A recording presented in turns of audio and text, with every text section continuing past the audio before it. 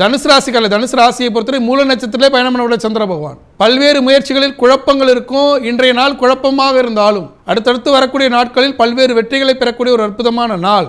குழம்பின குட்டையில் தான் மீன் பிடிக்க முடியும் என்பது போல குழம்பி பல்வேறு விஷயங்களை சரி செய்யும் ஒரு அற்புதமான நாள் இந்த நல்ல நாள். தனுசு ராசிக்காரர்கள் பாண்டிச்சேரியில் அருள்பாலிக்கக்கூடிய மணக்குள விநாயகர் மனசு நாளை தொடங்கும் போது இன்றைய நாள் ஒரு அற்புதமான நாளாக உங்களுக்கு அமையும். ராசிக்கால மகர ராசியை பொறுத்தவரை மிக மிக சிறப்பாக 7ஆம் இடத்தில் பயணம் பண்ணக்கூடிய சந்திர பகவான் நீண்ட நாட்களுக்கு பிறகு 7.5 சனி நிறைவேறும் போது 2வது திருமணத்திற்கு தயாராகக்கூடிய அன்பர்கள், முதல் திருமணத்தில் பிரச்சனை சந்தித்தவர்கள் 2வது திருமணத்துக்கு தயாராகக்கூடிய அன்பர்களுக்கு புதிய வாய்ப்புகள் ஏற்பட்டு பண வருவாய் ஏற்பட்டு திருமணம் கைகொடுவதற்கான வாய்ப்பு அமையும் ஒரு அற்புதமான நாள் இந்த நல்ல நாள்.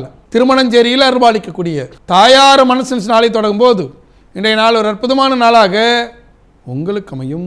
கும்பராசியை பொறுத்தவரை மிக மிக அற்புதமாக இருக்கு. கும்பராசிக்கு 6ஆம் இடத்தில் பயணம் பண்ணக்கூடிய சந்திர பகவான் அலைச்சல்களை கொடுத்தாலும் பணவழி மனவழியை தவிர்த்து புதிய முயற்சிகளில் பண வருவாயை ஏற்படுத்தி கொடுக்கும் ஒரு அற்புதமான நாள் இந்த நல்ல நாளில் கும்பராசி என்பர்கள். ஈரோடு சென்னிமலையில் அருள்பாலிக்கக்கூடிய பின்னாக்கு சித்தர மனசு நாளை தொடங்கும் போது இன்றைய நாள் ஒரு அற்புதமான நாளாக உங்களுக்கு அமையும்.